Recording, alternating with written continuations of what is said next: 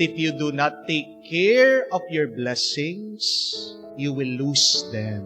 Kahit na gaano pa karami yung bendisyon, grasya na tinanggap mo sa Diyos, kung hindi mo iingatan ang grasya at bendisyon na pinagkaloob ng Diyos sa iyo, mawawala ito. Babawiin ito ng Diyos sa iyo. Blessings are not forever. If you do not take care of them, and if you are not worthy for these graces. Oo nga naman, tingnan niyo po, kahit na gaano kakalakas, you have the fullest of health. If you do not take care of yourself, you will lose your health. You will get sick. Hindi mo masasabi na malakas ka forever. Kahit na anong gusto mong kainin, kakainin mo. Darating at darating sa iyong buhay. Manghihina ka. Magkakasakit ka. Take care of your health. If not, you will lose it. Kahit na paano mo sabihin na, mahal namin, Father, ang bawat isa. Yung ang aking asawa, umiiyak pa nung kinasal kami. Hindi ako lolokohin ng aking asawa. Kilala ko ang aking asawa. If you do not take care of each other, if you do not communicate properly, you will lose your love and your relationship. Mawawala ang inyong pagmamahalan. Kahit na sabihin mo, milyon-milyon yung nasa bangko. Marami kang pera, marami kang asset, marami kang ari-arian. But if you do not take good care of these properties, this money, this blessing that God gave you, you will lose them all. Kahit na gaano pa karami ang iyong pera, kung hindi mo ito iingatan, mawawala ito at babawiin ito ng Diyos. Amen. Ito po ang pinapaalala sa atin sa Ebanghelyo. Ang ating pong Panginoon binigyan ng instruction ang mga apostoles. At sabi sa kanila, pag pumasok sila sa isang bahay, at pagkarapat dapat ang isang tao sa blessing, sa bendisyon, sa kapayapaan na binagkakaloob nila, mananatili ang kapayapaan at blessing na ito. Pero pag hindi siya karapat dapat, sabi niya, mababawi, kunin niyo ulit. Mawawala yung kapayapaan, yung blessing na pinagkaloob niyo sa kanila. See?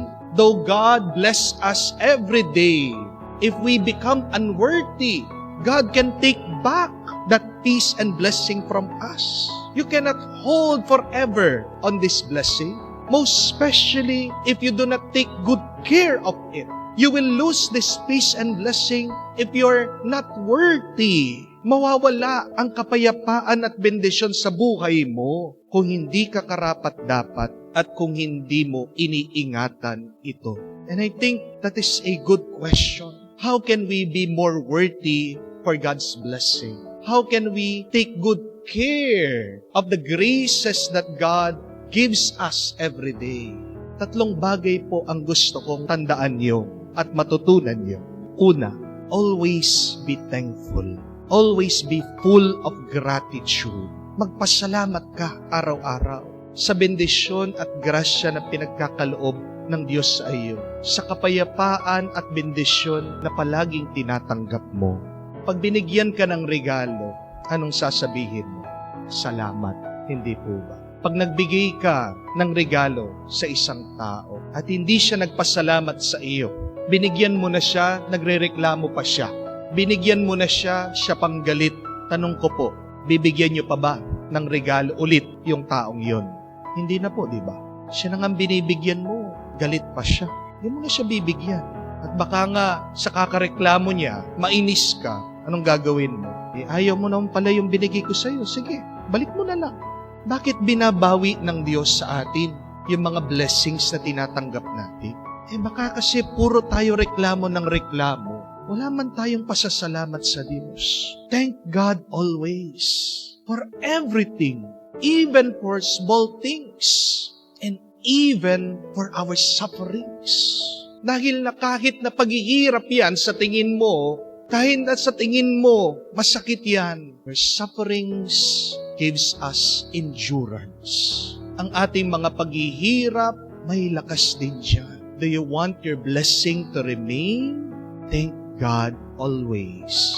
Have a grateful heart always. At secondly, be humble. Be filled with humility. Matuto kang magpakumbaba. Anong sabi ng ating Panginoong Jesucristo? Those who exalt themselves will be humbled, and those who humble themselves will be exalted. Ang mga marunong magpakumbaba, yan ang mga tinataas ng Diyos. Pero pag mayabang ka, babawiin ng Diyos. Aalisin ng Diyos ang grasya at bendisyon na pinagkaloob niya sa iyo. Ako nga po ngayon, palagi ko naririnig sa mga tao, Father, sikat ka na. Father, napaka-popular mo. Father, kilala ka sa abroad. Pero alam niyo po, at the end of the day, in front of the Lord, I pray for humility. Kasi po alam ko, kahit na gaano ako katanyag ngayon, gaano ako kasikat ngayon, kapopular, kilala ko ng mga tao, isang iglap, mawawala lahat. Amen? Kasi ganyan lang po ang buhay natin eh. Sandali lang.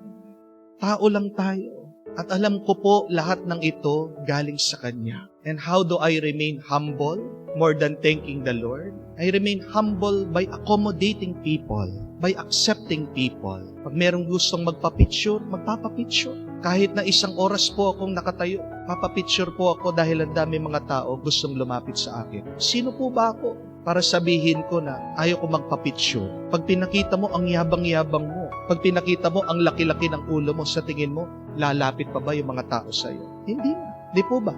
Meron nga po, mga dumadating dito sa parokya. Nagko-commute lang, nanggagaling sa mga malalayong lugar. Pag nalaman ko, nagko-commute lang sila, wala silang sasakyan. Ako pa po mismo, maghahatid sa kanila doon sa sakayo. Gamit po sarili sasakyan. Hindi ko po sinasabi sa sarili ko, sikat na ako, I'm somebody. Hindi ko na trabaho yan. Dapat meron mga iba na mag-asikaso sa mga taong ito. No. Kasi kung gaano mang kabilis yung pagkasikat mo, ganon din kabilis darating ang araw, makakalimutan ka. At tandaan niyo po yun, it is a lesson of humility. Gaano man kabilis na yumaman ka, ganon din kabilis pwedeng gawin ng Diyos, mawala lahat ng kayamanan mo. The more humble you become, the Lord will lift you up. The Lord will add more blessing to you. And the third and the last, share, give, be generous. Hindi darami yung iyong blessing, yung iyong bendisyon. Kung makasarili ka, kung tinatago mo yung blessing ng Panginoon. Kamukha din yan sa pagkain. Itago mo sa rep, itago mo sa cabinet. Huwag mong kainin, ano mangyayari? Masisira, mabubulok. Paano darami yung blessing natin sa buhay kung ayaw mo magbigay? At totoo po, try it. The more that you give, the more that you receive. Do not give, you will lose it. Use it, it will multiply. Kahit na konti lang. Dahil pinapatunayan mo sa Diyos, pag ikaw ay nagbibigay, na ikaw ay karapat-dapat pang makatanggap ng mas marami. Ang binibigyan ng Diyos ay yung nakikita niyang makakatulong din sa iba. Share. Be generous. Ask yourself this question. Am I worthy for God's blessing? Kumusta na yung mga tinanggap kong bendisyon sa Diyos? Do you want more blessing? Ayan po yung susi. Salamat ka, magpakumbaba ka, at magbigay ka. Makikita mo, makakatanggap ka.